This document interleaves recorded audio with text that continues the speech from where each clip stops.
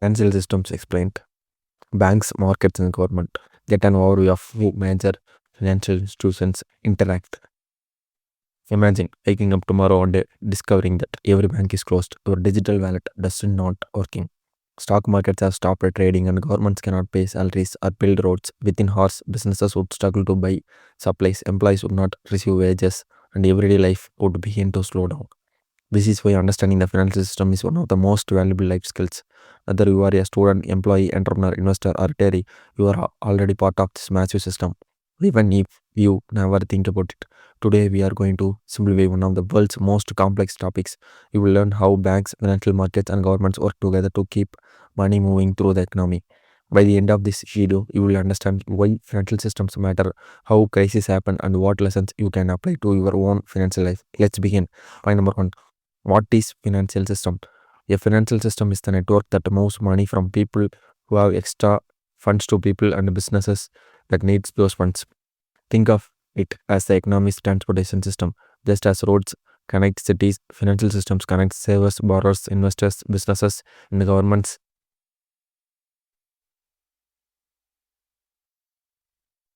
Without this network, businesses could not expand. Families could not buy homes, students could not finance education, and the governments could not find public services. Every country depends on a efficient financial system to encourage growth, innovation, and stability. The system includes banks, insurance companies, stock markets, bond markets, regulators, payment networks, and central banks. Together, they create trust so that people feel confident saving, borrowing, investing, and spending. The stronger this trust, the healthier the economy becomes. If trust breaks down, economy activity slows. Business people stop lending, investing, or spending. Financial system also help distribute risk, allowing individuals and companies to recover from unexpected events. Technology has made these systems faster, enabling instant digital payments across the globe.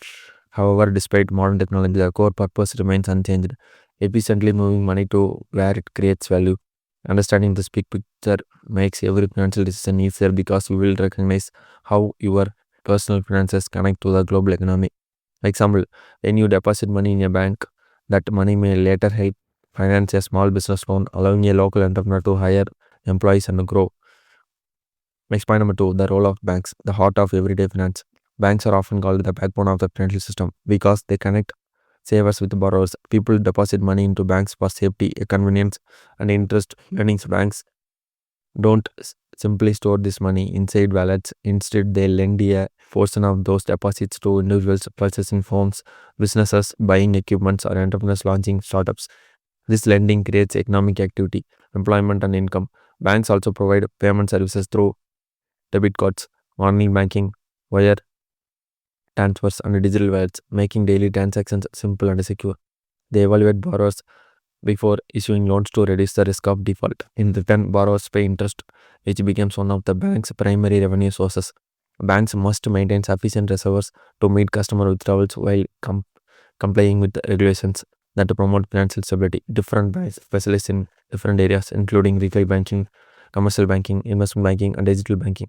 Modern banks increasingly use AI and data analysts to detect fraud, accesses, creditworthiness, and personalized financial services. Although banks generate profits, they also carry a public responsibility because their stability affects millions of people. That's why governments closely regulate banking operations to protect depositors and maintain public confidence. Example, Sarah deposits $10,000 into her savings account. The bank lender later lends part of that money to a bakery owner who buys new ones, hire employees, and expands production. Next point number three, financial markets, where money finds opportunity.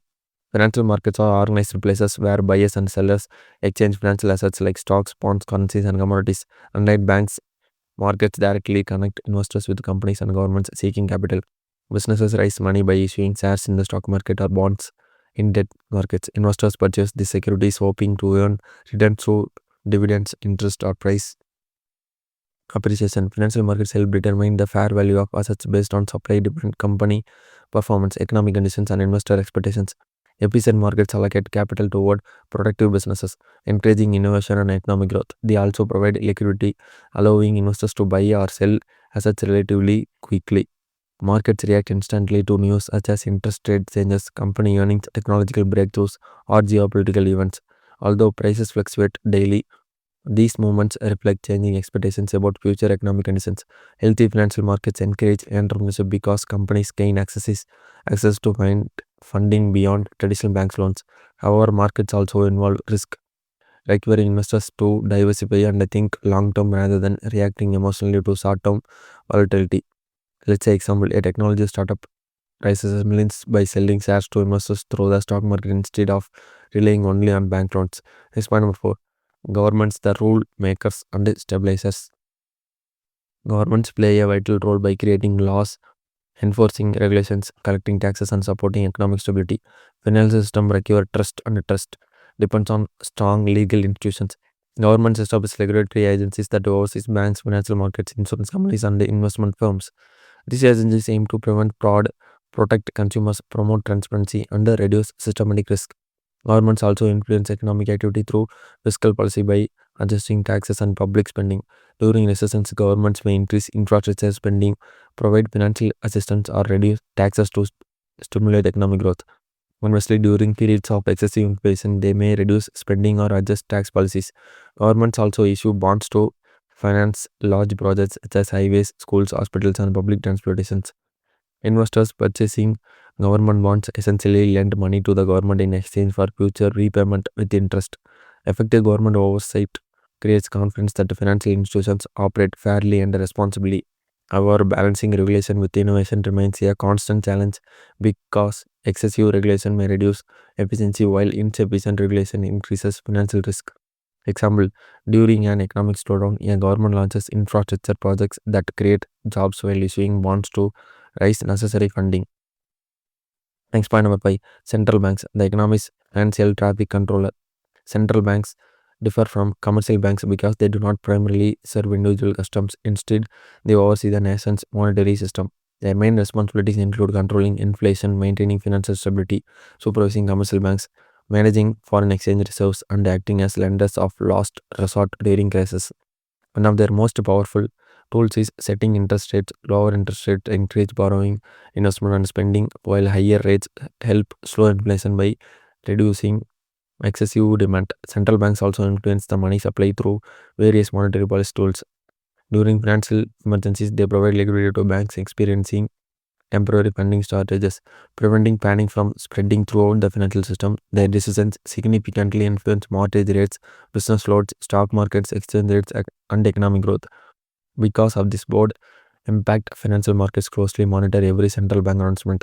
Effective monetary policy requires balancing economic growth with price stability, making central banking one of the world's most influential economic functions. If inflation rises sharply, the central bank may increase interest rates, making loans more expensive and encouraging consumers to spend less. How money how money flows through economy. Money constantly circulates between households, businesses, banks, financial markets, and governments. Individuals earn income through employment or business activities. They spend part of it on goods and services while saving another portion. Banks collect these savings and transform them into loans that finance homes, education, vehicles, and business expenses.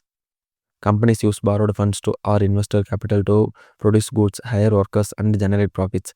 Governments collect taxes from businesses and citizens to fund public services such as healthcare, education, defense, and transportation. Investors purchase stocks and bonds, providing additional funding for business growth and government development projects. Every financial transaction contributes to this continuous economic cycle. If money stops flowing because lending declines or spending collapses, economy actively slows dramatically. This interconnected movement demonstrates why confidence remains one of the financial system's most valuable assets. When consumers, investors, and businesses remain optimistic, economic activity generally expands. When fear dominates, spending and investment often decline simultaneously. An employee earns a salary, deposits savings in a bank, the bank finances a business, the business hires more workers, and those workers continue the cycle. Next point number 7. Why financial crises happen. Financial crises occur when confidence suddenly disappears from the financial system. This can result from excessive borrowing, poor lending decisions, asset bubbles, banking failures, or unexpected global events. When people fear banks may fail, they rush to withdraw deposits, businesses delay investments, consumers reduce spending, and investors sell risky assets. These reactions amplify economic problems because reduced lending and spending slow economic growth even further. Governments and central banks often intervene by providing emergency funding, guaranteeing deposits, lowering interest rates, or introducing economic stimulus programs. Financial crises reveal the importance of proper regulation, responsible borrowing, and risk management. While no financial system can eliminate every crisis, stronger institutions can reduce their frequency and severity. History shows that economics eventually recover, but recovery often requires coordinated action between governments, central banks, financial institutions, and private businesses. Understanding crisis helps individuals make calmer financial decisions during uncertain periods. Let's say example for this. During the 2008 global financial crisis, governments and central banks supported struggling financial institutions to restore confidence and prevent wider economic collapse. Next point number 8. Technology is transforming financial systems. Technology has dramatically changed how financial systems operate. Digital banking, mobile payments, online investing, AI, blockchain technology, and financial technology companies have increased speed, accessibility, and efficiency. Consumers can now transfer money internationally, apply for loans, invest in diversified portfolios, and monitor expenses directly from smartphones. Banks use AI to detect fraud, automate customer service, and improve credit assessments. Financial markets execute millions of trades within seconds using sophisticated algorithms. Governments increasingly digitize tax system and public benefit payments. Despite these innovations, cybersecurity has become a growing challenge because financial systems depend heavily on digital infrastructure. Technology expands financial inclusion by providing services to previously underserved populations, particularly in developing regions. However, innovation also requires updated regulations to balance convenience with security and consumer protection. The future financial system will likely become even more digital, interconnected, and data driven. Example, a small business owner receives customer funds through a mobile app, applies for an online loan, and tracks finances using cloud accounting software. Next point number 9. How banks, markets, and governments work together. Although banks, financial markets, and governments have different responsibilities, they depend on one another. Banks provide loans and payment services, markets raise investment capital, and governments establish legal frameworks while supporting economic stability. Central banks influence lending through monetary policy, governments influence spending through fiscal policy, and financial markets respond to both. Businesses often use bank loans during early growth and later issue stocks or bonds through financial markets for expansion. Governments rely on banks to distribute public funds and financial markets to finance national projects. When these institutions cooperate effectively, economies become more productive, innovative, and resilient. Problems arise when one component fails because financial systems are deeply interconnected. This cooperation explains why decisions made by central banks or governments often influence stock markets, borrowing cost, employment, and consumer confidence simultaneously. Let's say example, a renewable energy company receives an initial bank loan, later raises investment through the stock market, while government incentives encourage clean energy development. Next point number 10. Lessons everyone can learn from the financial system. The financial system teaches valuable personal finance lessons. Saving creates future opportunity because today's deposit become tomorrow's investments. Borrowing should be responsible because excessive debt increases financial vulnerability. Diversification reduces investment risk by spreading money across different assets. Long-term thinking generally outperforms emotional decision making during market fluctuations.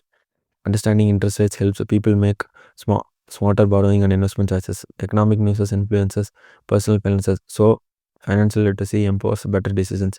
Governments and banks provide stability, but individuals remain responsible for managing their own money wisely. Financial system reward patience, planning, education, and adaptability, regardless of income. Everyone benefits from understanding how money moves through society.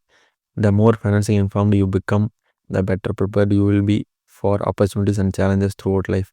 Let's say example, instead of spending every paycheck, an individual saves regularly, invests consistently, avoids unnecessary debt, and builds long-term financial security. Finally, the financial system is not just about banks, stock markets, or governments. It's about the moment of trust, money, and opportunity throughout society.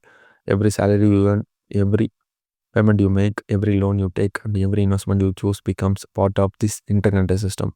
Once you understand how banks lend, markets invest, and governments regulate, financial news becomes much easier to understand, and your personal financial decisions become more informed.